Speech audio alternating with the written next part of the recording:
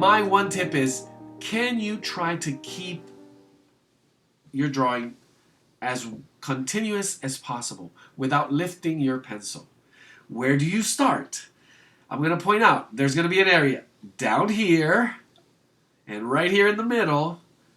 I'll say the word head, face, and hands that is going to demand your attention. So pay attention how you choose to look at those lines. What happens in the processing, in your mind, your thoughts, how you break it down, how you struggle to fight back into, nope, just the angle, just the line, not the symbol. But what I wanted to do is this. I'm going to start right over here, and I'm going to try to do a good read. Also, I say it over and over, should try to go as slow as possible. Always a good idea. But what you're seeing me do here is I'm going all the way around the contour. And I'm not 100% blind, meaning I'm not looking at the image 100%. I'm glancing down at my paper about 1% of the time. So every 10 seconds that I'm drawing, I'm looking at the image. 1 second, I glance down just to get a sense of, what would you call it? Proportion. And I might have gone a little bit off now that I see it pushing into the right side. But I just continue along. What is this exercise about? It's about the quality of observation, about the quality of transferring lines and notice that I have not lifted my pencil. Areas like this, we get really touchy. Like, oh, I want to make sure this is perfect because I know what it is, and I want to make sure that it looks like the thing. But notice that I'm just following along. I am doing now mostly blind contour, meaning I'm not looking at my paper. And I could live with it. There are areas. I glance down just to make sure my pencil is somewhat in the right spot. And you see me just connecting with the line and then just following it along. Just taking me, literally, this trail is not defined. I'm just, if I see a road, I'm going to follow that road. And then I see another one. So I'll go and follow that one without a plan. And I was, in a way, having the idea of starting off, going all the way around the contour. But now I feel this is a little more fun. And there I just went somewhere. I went way down and reconnected with that spot. As you notice, without lifting the pencil. One continuous contour line. Here I'm going to run out of room. And that's okay. That's fine. I ran out of room. Squeezing it in a little bit. Rearranging just a little bit of the composition.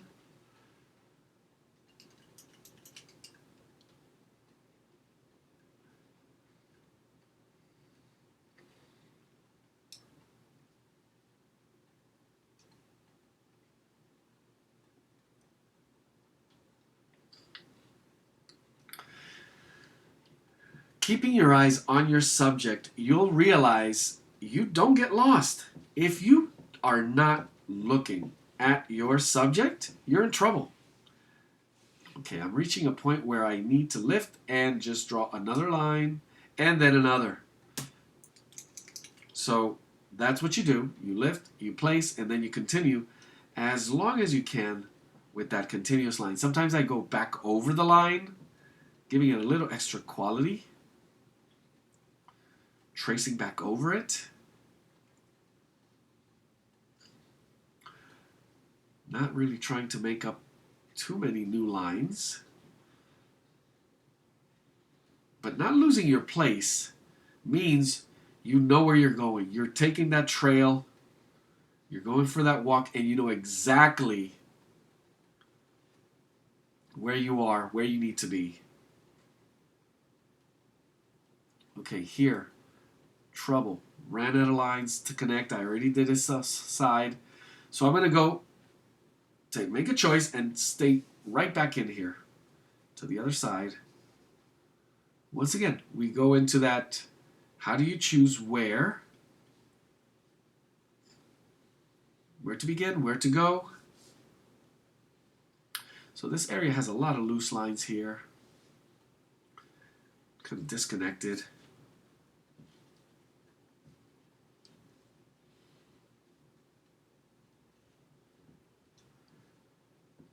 But it is a really, really fun, and that's what it's all about, having fun doing this. But testing it out and getting yourself. Now, I do have a lot of practice with this. This is most likely the way I draw.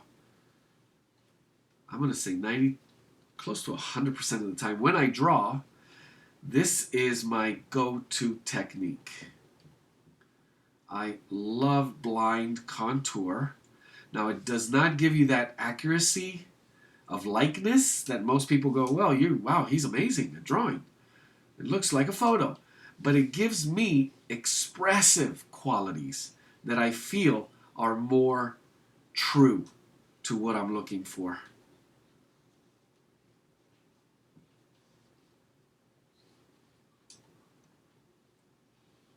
In the subject, depending what your subject is, obviously, you're going to make decisions. You're going to make easy decisions.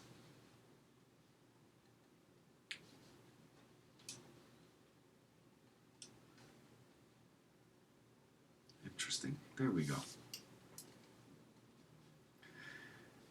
And so being aware of how you're making those decisions without overthinking it. I should say that because you do not want to overthink it. If you're the type of artist, that engineering mind that has to plan it out, pre-plan and then write the plan and then map it out and then you bring out the ruler, that's totally fine. It's understanding the process in the moment. So that right now, if you're aware, if you can be more aware of how you're thinking about it, that's it. That's it. So it's kind of being risky, willing to take adventure, but without too much safety, but safe. Careful, but not too careful, where you still have nice surprises, a good adventure.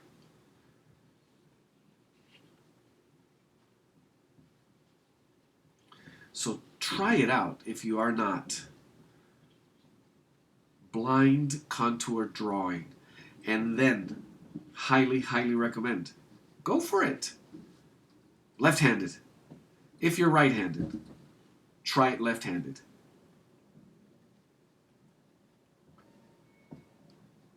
And even further, left-handed blind contour. That's a whole different experience. But you should be open to it.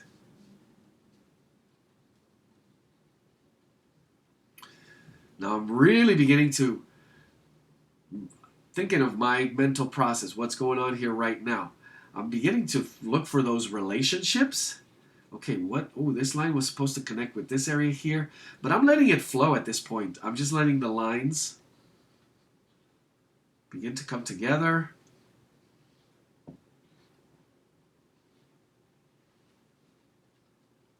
And if they're a little bit off, then they're a little bit off. But I can still live with them. that sense of freedom that comes from that. So here I'm entering this really tricky part of the trail where Symbol is fighting to get in there because it recognizes what it is we're trying to do here. So struggling to stay focused, extremely focused on just that shapes, the shapes and how they're coming together.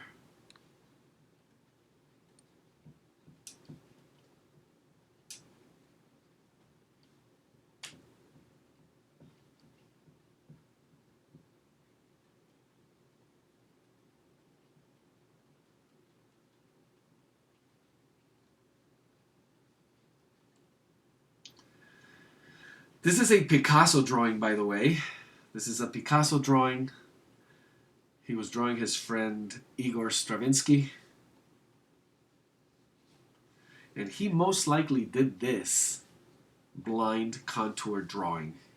Not upside down, right side up. But you could see the qualities of it. I'm going to reconnect here with this line. Had a good sense of where it was supposed to go.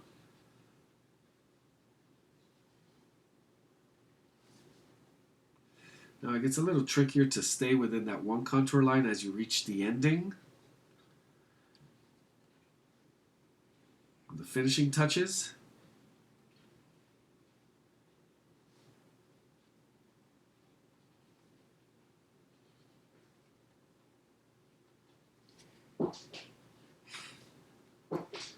Finding additional lines here that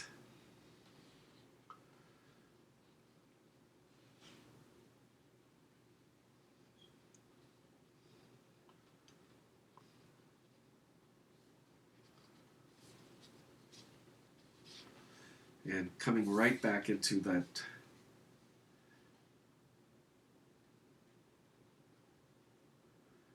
area of danger where you really isolate all of these small little marks. It's amazing to see to begin to understand how our brain works, how it is that we see things. And as humans, I should not, I'm sure you're all aware of this. We look out the window, and a group of people, some are going to say, wow, what a beautiful day, and some are going to say, nah, it's too hot, or nah, it could be better, or oh, it's the most amazing day in the history of mankind. It's different levels of how we perceive, how we choose to see the thing that we all can see. Recognizing where you are in that spectrum is a super valuable thing for drawing and for life, I think.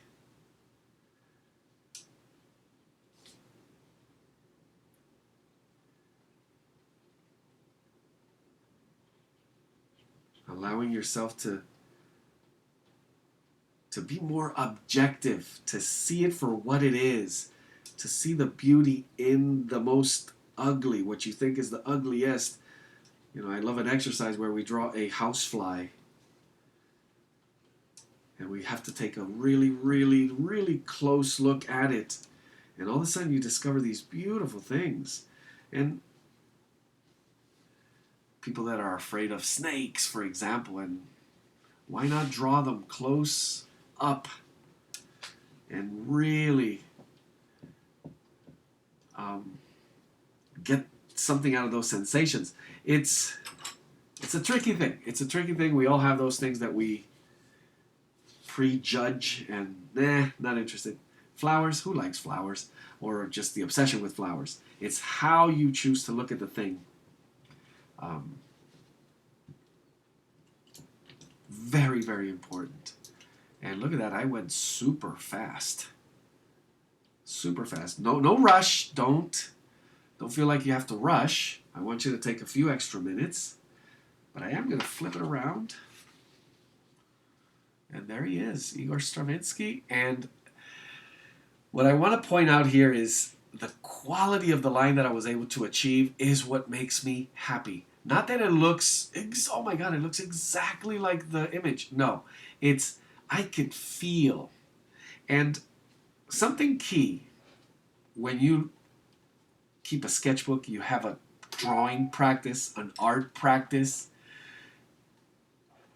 I'm going to go ahead and date this today, May 28, 2021. If I come back and look at this a year, a month, a year, 5, 10 years from now, I should be able, as the artist, to relive the experience of what happened here, what I was feeling here. That's what it's about. This is the evidence, the product. It's not that it's a pretty picture. It was about the moment when you did it, how you were connecting to the subject, the experience of it. I think that's the valuable thing to take away from this.